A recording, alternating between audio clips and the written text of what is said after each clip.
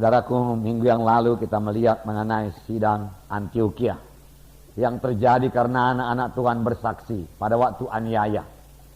Saudaraku, memang firman Tuhan berkata kita adalah saksi-saksi Tuhan. Kamu adalah saksi-saksiku. Sidang pertama, walau dianiaya dia terus bersaksi, dia terus memberitakan Injil di mana saja dia berada. Dia tidak malu mengaku Yesus. Dan firman Tuhan berkata, dan tangan Tuhan menyertai mereka itu. Sampai sekarang tangan Tuhan menyertai setiap pemberita Injil. Sampai sekarang tangan Tuhan menyertai firman-Nya dan meneguhkan firman itu dengan kuasa dan tanda jahit. Firman Tuhan belum kehilangan kuasanya, saudaraku. Lalu sejumlah besar orang selamat di Antiokhia. Kabar itu sampai ke Yerusalem. Lalu Yerusalem mengutus Barnabas ke Antiokhia untuk mengajari sidang saudaraku di Antiokhia, saudaraku. Barnabas merasa dirinya saudaraku kurang cukup, lalu dia panggil Saulus. Dia bisa bekerja sama anak-anak Tuhan, sesama hamba-hamba Tuhan. Dia kerja sama, saudaraku. Lalu firman Tuhan berkata, sidang Antiokhia berubah dalam tempo setahun. Dia jari terus, saudaraku. Dia jari. Lalu untuk pertama kalinya di Antiokhia disebut orang Kristen, pengikut Kristus. Dari sini kita belajar, saudaraku, tidak cukup hanya menginjil saja. Sesudah diinjili mereka perlu dimuridkan. Tidak cukup jiwa itu, saudaraku, selamat pada hari Minggu. Kita bersyukur lebih daripada 200 jiwa-jiwa diselamatkan tiap-tiap minggu, saudaraku. Itulah pekerjaan Roh Kudus. Tapi tidak sampai di situ saja, saudaraku. Masih banyak harus kita kerjakan lagi. Saudaraku, kita harus mengunjungi mereka, amin, saudaraku. Melayani mereka, mengajari mereka. Jika mereka kebaktian lagi, saudaraku, pada hari Rabu di kelompok sel, hari Minggu, saudaraku, di kebaktian Minggu. Setelah mereka belajar firman Tuhan. Di samping itu, saudaraku, kita siap sedia membimbing dia daripada firman Tuhan. Amin, saudara. Mengajari dia daripada firman Tuhan. Oleh sebab itu, seorang anak Tuhan, apalagi seorang pemimpin KKS, saudaraku, kebaktian kelompok sel, saudara, harus penuh dengan firman Tuhan. Dalam pimpinan Roh Kudus. Sehingga jiwa-jiwa itu, saudaraku, bukan hanya sekedar selamat saja, tapi menjadi murid. Berubah hidupnya. Nah, mereka disebut Kristen. Haleluya. Dan dikatakan Barnabas itu seorang yang baik. Baik. Saudaraku. Menjadi orang Kristen dan menjadi orang yang baik. Amin, saudara. Berubah dalam tingkah laku, berubah dalam karakter.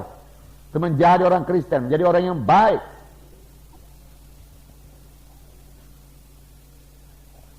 Haleluya. Penuh dengan Roh Kudus. Sebenarnya dengan penuhnya dia dengan Roh Kudus, saudaraku. Roh Kudus mengubahkan dia. Dia sendiri mau berubah. Roh Kudus menolong.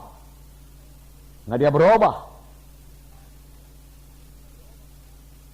Oleh hati yang baru, hati yang baik, yang berbuat baik, yang berbuat baik. Sejumlah orang, jumlah besar orang bertobat. Kemudian mereka mengajari terus, tinggal 1 tahun lamanya di Antiokhia. Dan disitulah untuk pertama kalinya murid-murid itu disebut Kristen. Artinya pengikut Kristus. Hidupnya berubah. Haleluya. Nah, saudara yang kasih dalam nama Yesus, jadi tidak cukup penginjilan saja. Penginjilan harus disertai dengan pemuritan. Penginjilan jauh lebih singkat daripada pemuritan. Paulus setahun memuridkan dengan Barnabas. Lalu mereka disebut, saudaraku, orang Kristen. Amin, saudara. 1 tahun dia jari. Dia jari. Tiap-tiap hari. Dia jari. Tiap-tiap hari. Saudaraku. Jangan bosan-bosan. Amin, saudaraku. Dia jari terus. Dia jari terus. Nah, kita membaca satu contoh lagi. Di mana pola ini, saudaraku, diulangi lagi. Kisah 19 ayat 1 sampai 11. Kita baca bersama-sama. Ayat 1 sampai 11. Mari kita baca bersama-sama. Ketika Apolos masih di Korintus, Paulus sudah menjelajah daerah-daerah pedalaman dan tiba di Efesus. Di situ didapatinya beberapa orang murid. Katanya kepada mereka, "Sudahkah kamu menerima Roh Kudus ketika kamu menjadi percaya?" Akan tetapi mereka menjawab dia, "Belum. Bahkan kami belum pernah mendengar bahwa ada Roh Kudus." Lalu kata Paulus kepada mereka, kalau begitu dengan baptisan manakah kamu telah dibaptis? Jawab mereka, dengan baptisan Yohanes. Kata Paulus, baptisan Yohanes adalah pembaptisan orang yang telah bertobat. Dan ia berkata kepada orang banyak, bahwa mereka harus percaya kepada dia yang datang kemudian daripadanya, yaitu Yesus. Mereka memberi diri mereka dibaptis dalam nama Tuhan Yesus. Dan ketika Paulus menompangkan tangan di atas mereka, turunlah Roh Kudus ke atas mereka. Dan mulailah mereka berkata-kata dalam bahasa roh dan bernubuat. Jumlah mereka adalah kira-kira 12 orang. Selama 3 bulan, Paulus mengunjungi rumah ibadah di situ. Dan mengajar dengan berani. Oleh pemberitaannya, ia berusaha meyakinkan mereka tentang kerajaan Allah. Tetapi ada beberapa orang yang tegar hatinya. Mereka tidak mau diyakinkan. Malahan mengumpat jalan Tuhan di depan orang banyak. Karena itu Paulus meninggalkan mereka dan memisahkan murid-muridnya dari mereka. Dan setiap hari berbicara di ruang kuliah Tiranus. Hal ini lakukannya 2 tahun lamanya.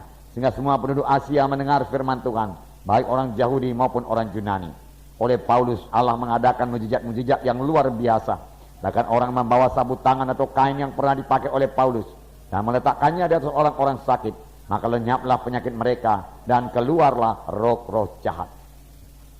Jadi sama saja saudaraku, di sini saudaraku Paulus, saudara menjelajah daerah-daerah pedalaman dan tiba di Efesus.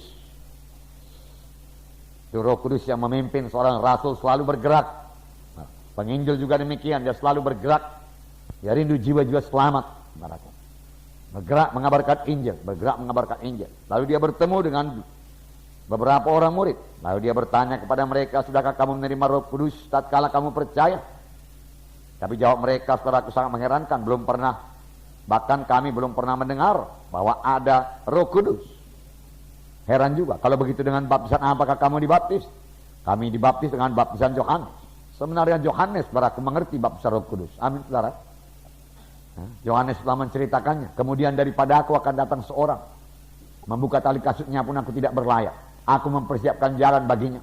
Yohanes Pembaptis berkata, aku membaptis kamu dengan air, tetapi ia yang datang kemudian daripada aku, dia akan membaptis kamu dengan Roh Kudus dan api. Jadi saudaraku, Yohanes tahu. Boleh jadi Yohanes tidak memberitakan kepada mereka ini, saudaraku, orang-orang di Efesus, karena mereka dibaptis, saudaraku, di dalam dengan baptisan Yohanes. Boleh jadi juga bukan Yohanes Pembaptis yang bersaksi kepada mereka, melainkan orang yang sudah mendengar Yohanes Pembaptis. Dan Paulus, saudaraku, tidak meragukan keselamatan mereka. Berarti mereka sudah selamat, saudaraku. Karena mereka percaya kepada, bukan kepada Yohanes Pembaptis, saya percaya kepada apa yang diberitakan Yohanes Pembaptis, yaitu mengenai seorang yang datang kemudian daripadanya, yaitu Tuhan Yesus. Kemudian Paulus menanyakan satu pertanyaan yang penting. Sudahkah kamu menerima Roh Kudus tatkala kamu menjadi percaya? Seharusnya menerima Roh Kudus pada saat percaya. Amin, saudara. Tidak usah tunggu dulu, saudaraku, beberapa bulan, beberapa minggu. Pada saat percaya, terima Roh Kudus. Karena bagi kamulah perjanjian itu, dan bagi anak-anakmu, bagi seberapa banyak orang yang telah dipanggil oleh Tuhan Yesus Kristus,